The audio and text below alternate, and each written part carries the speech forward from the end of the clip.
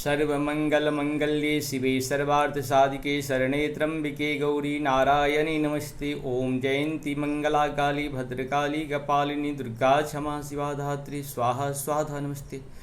हम अपने सारे व्यूअर्स से निवेदन करते हैं कि अगर मेरे चैनल को अगर व्यू करते हैं तो सब्सक्राइब जरूर करेंगे। इसके लिए आपका कृपा हमारे पास होना चाहिए, क्योंकि हम अच्छी चीज़ को हमेशा बनाएंगे जो आपके पास कैसे पहुंचेगा। अगर सब्सक्राइब नहीं करेंगे तो हो सकता है अभी आप उतना इंटरेस्टेड नहीं हो, लेकिन आने वाले कल में आप अपने शास्त्र के प्रति, अपने सत्य सनातन के प्रति सजग जरूर होंगे।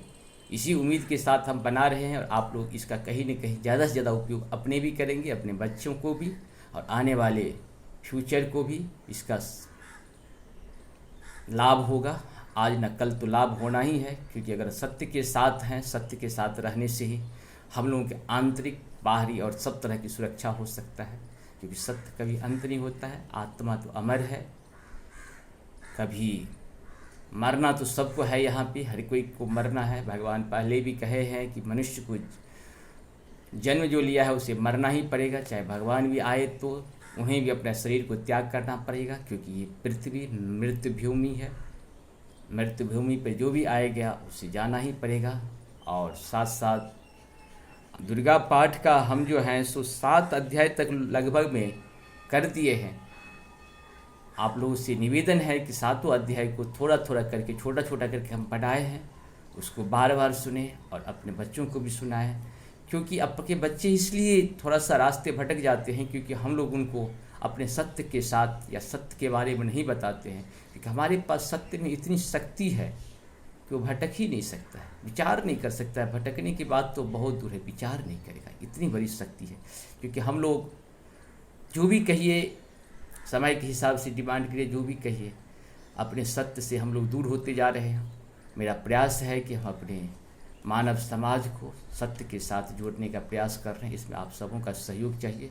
सब्सक्राइब करना ही पड़ेगा और साथ साथ व्यू करते हैं सब्सक्राइब जरूर करिए, क्योंकि मेरा व्यूअर का संख्या तो बहुत अच्छा है, लेकिन सब्सक्राइबर की संख्या 0.4% है, जबकि व्यूअर है 99.6%। इसको हम सबों को सोचना पड़ेगा।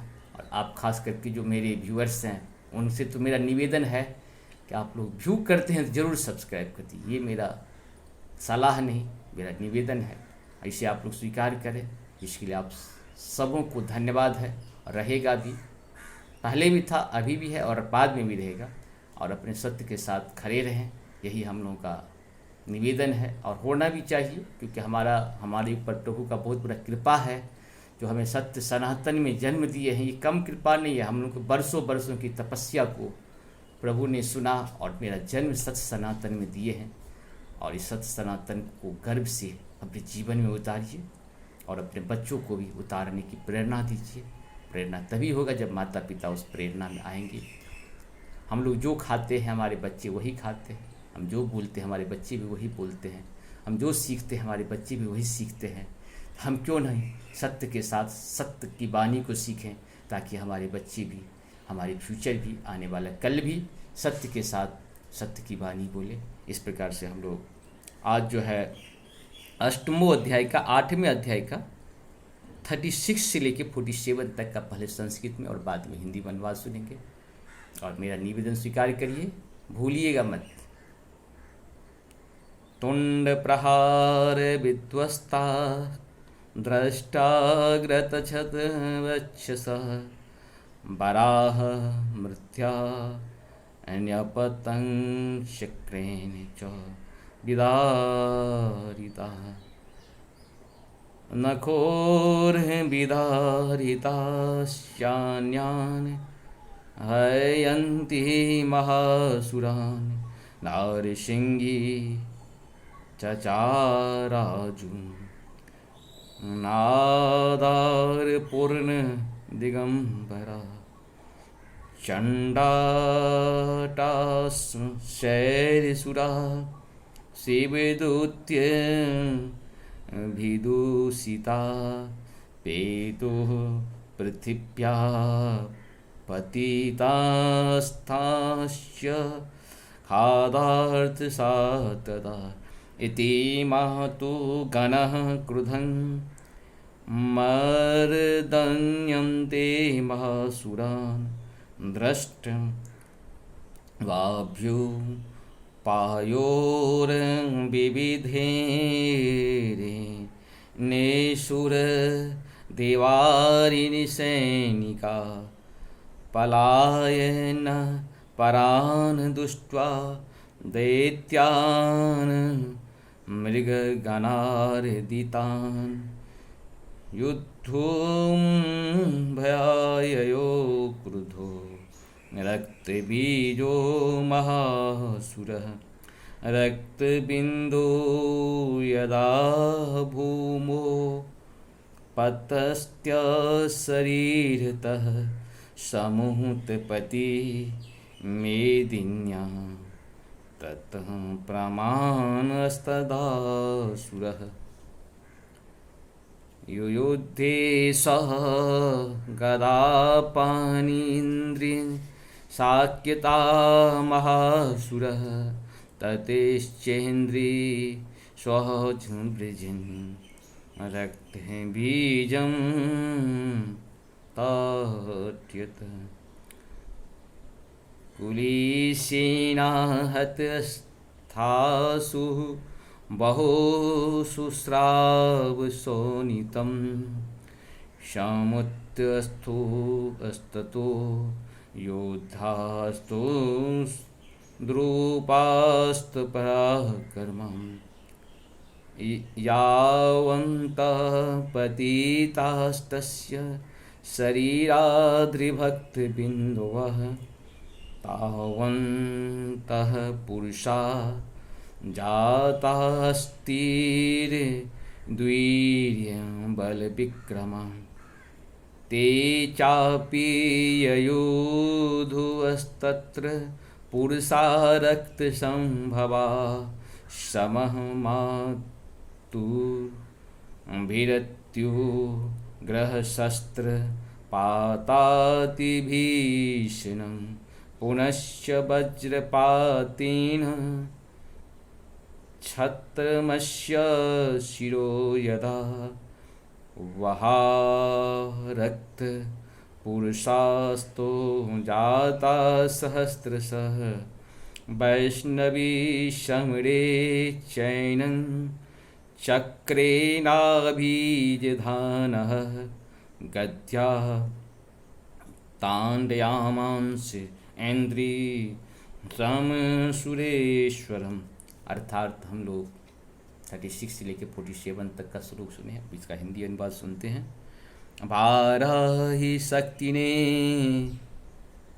कितनों को अथवा थुथुन की मार से नष्ट किया, दाढ़ों के अग्रभाव से कितने की छाती छेद डाली तथा कितने ही दैत्य उसकी चक्र की चोट से विदीर्ण होकर गिर पड़े। नारसिंही भी दूसरे दूसरे महादैत्य को अपने नखों से विदीर्ण करके खाती और सिंहनाद से दिशाओं एवं आकाश को गुंजाती हुई युद्ध क्षेत्र में विचरने लगी। कितने ही असुर शिवदूती के प्रचंड अट्टहास से अत्यंत भयभीत हो पृथ्वी पर गिर पड़े और गिरने पर उन्हें शिवदूती ने उस समय अपना ग्रास बना लिया। इस प्रकार क्रोध में भरे हुए मातुगणों की नाना प्रकार की उपायों से बड़े बड़े असुरों का मर्दन करते देख दैत्य सैनिक भाग खड़े हुए। मातुगणों से प्रेत दैत्यों की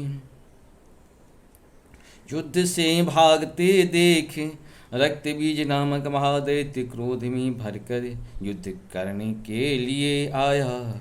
उसके शरीर से जब रक्त की बूंद पृथ्वी पर गिरती तब उसी के समान शक्तिशाली एक दूसरा महादैत्य पृथ्वी पर पैदा हो जाता।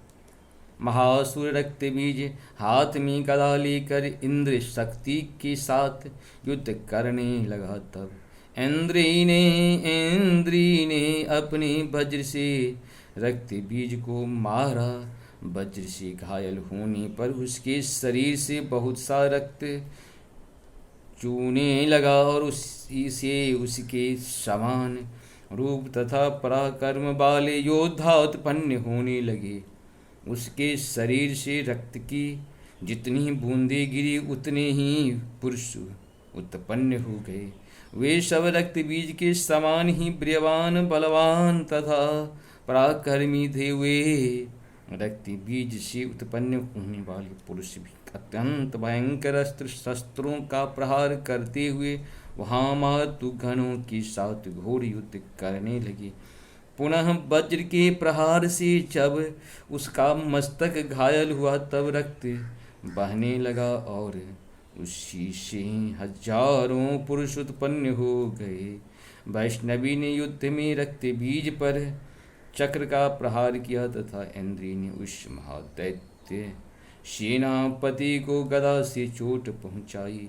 इस प्रकार से हम लोगों का ये पूर्ण हुआ 47 तक, और कल जो है हम लोगों का ये अष्टमो अध्याय पूर्ण हो जाएगा, क्योंकि 63 तक ही लास्ट है। हमें आप लोगों की सहूलियत के लिए सरल भाषा में और धीरे धीरे कहते हैं ताकि आप लोग समझने का प्रयास भी करेंगे और समझते भी हैं। और हमसे तो बहुत ज्ञानी ज्ञानी लोग सब अपना काम करते हैं, अज्ञानी का भी बात सुना करिए। नमस्कार।